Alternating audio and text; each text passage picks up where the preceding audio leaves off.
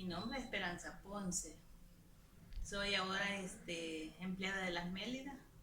Trabajo en la zona occidental como coordinadora de la zona occidental de Las Mélidas.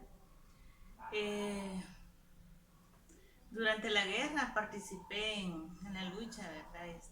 Del conflicto armado por las reivindicaciones sociales de nuestro país, juntamente al FMLN, que fue la guerrilla del FMLN. Eh, bueno, trabajé en la zona paracentral, lo que se refiere a San Vicente, bajo el seudónimo de Marixa. Ahí trabajé durante los 80, desde el 79 hasta el 85 en esa zona. Eh, bueno, en primer lugar fui a las milicias, que así le llamaba el inicio, ¿verdad? De involucrarse en la lucha. Además que yo ahí viví, en esa zona, soy nativa, quizás no tuve más opciones que incorporarme. Viví en la zona que llamaba León de Piedra, que es muy famoso, ¿verdad? Todavía yo cuando estudiaba bachillerato, cuando en el 80 se puso ya que no podíamos entrar ni salir del cantón. Entonces no me quedó otra opción que regresar a mi casa con mi familia e incorporarme a lo que fue las milicias populares. Participé en la ofensiva del 81, me encuartelé, ¿verdad? Así le llamamos nosotras cuando nos concentrábamos ya, ¿verdad? Para estar listo para cualquier mandato que nos daban. Y me quedé en ese tiempo como cocinera, le llamábamos, era preparar alimentos para los compañeros y compañeras, que la mayoría entonces eran hombres, que tenían que ir a hacer acciones a la calle.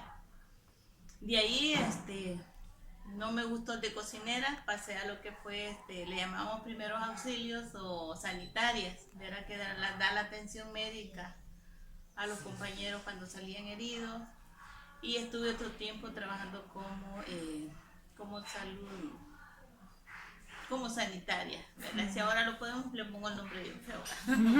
Pero estuve ahí otro tiempo, estando ahí, igual, seguí organizada, se cambió de estructura, dejó de ser un EPEL, ¿verdad? Que era el Ejército Popular de Liberación, y pasamos a lo que fueron las unidades de vanguardia, que era como un nivel más avanzado de las fuerzas, donde ya se hacían como ataques más fuertes, no solamente de contención, sino que de ataque, ¿verdad? De contrarrestar a las acciones del enemigo, que en ese momento era el ejército. Estando ahí, bueno, salí embarazada, ¿verdad? Me acompañé, salí embarazada y a los 8 meses de embarazo, no, al primer mes de embarazo murió mi compañero de vida y quedé con un embarazo de 2 meses. Aún así me mantuve durante, ¿qué? 6 meses más. A los 8 meses pedí que me sacaran de la zona para ir a tener a mi hija y me llevaron al refugio San José, de la montaña. Porque allí estaba mi familia ya, mi madre y mi padre, mis 2 hermanas pequeñas. Pero en ese momento ellos los acababan de pasar a una repoblación, a Chalchuapa, Santa Ana, y decidí irme con ellos para Chalchuapa. Mi hija nació en Chalchuapa y me quedé trabajando vivíamos en una repoblación, ya era una cooperativa, que toda la gente venía de diferentes zonas del país. Y me quedé trabajando como parte de la cooperativa, pero también haciendo acciones, nosotras le llamamos clandestinas, ¿verdad? Porque en el día yo simulaba ser la secretaria de la cooperativa, pero ya en la noche teníamos reuniones, preparar acciones de golpear, decíamos, al enemigo, acciones chiquititas, pero sí de hacerle impacto.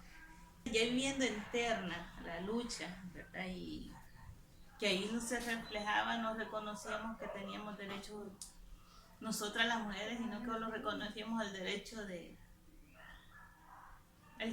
vivir, ¿verdad? Que lo vivíamos así espontáneo, el día a día, no pensamos que el siguiente día se va a seguir viviendo, pero como mujeres no visibilizábamos nuestros derechos, ni nosotras ni nadie.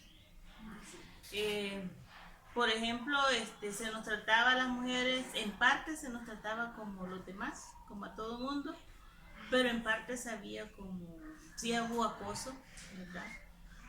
Yo recuerdo una vez, yo entonces estaba en la comunidad porque mi madre estaba súper enferma y me quedé con mi papá en el tiempo.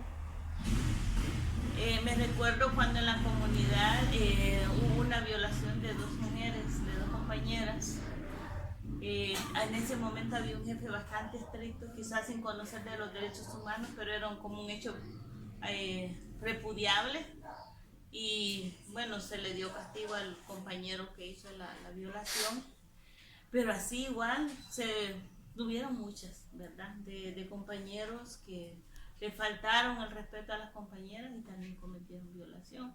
Así como habíamos mujeres que habíamos perdido quizás, como no conocíamos nuestros derechos, no le sentíamos sentido a la vida.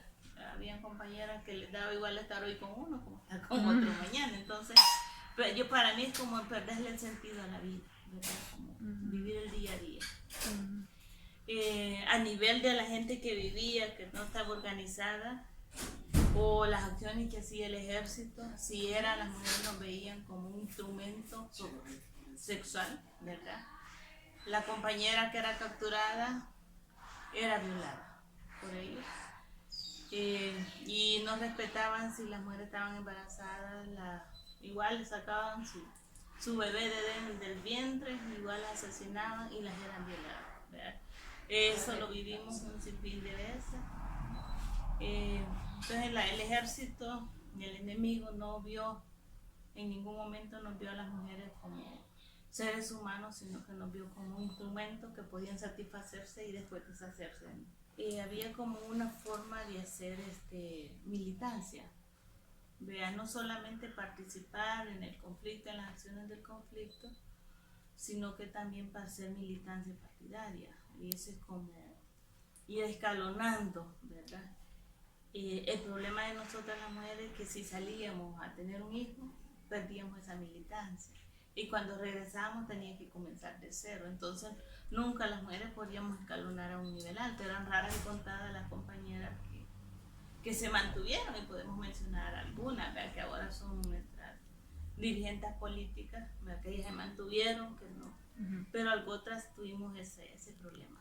Perdíamos nuestra militancia cuando salíamos. Yo creo que a la mayoría nos llama la atención que como al firmarse los acuerdos de paz, para comenzar, no fuimos reconocidas como sujetas activas que estuvimos aportando durante el conflicto, ¿verdad? Se hablaba de todos los temas, de economía, de seguridad y todo, pero las mujeres entramos en todo ese gran cajón, no fuimos así específicamente visibilizadas como sujetas. Entonces, claro, la Comisión de la Verdad lo que hace es reafirmar, ¿verdad? Que como que las mujeres ahí no existimos como personas, sino que éramos del conjunto, de un todo.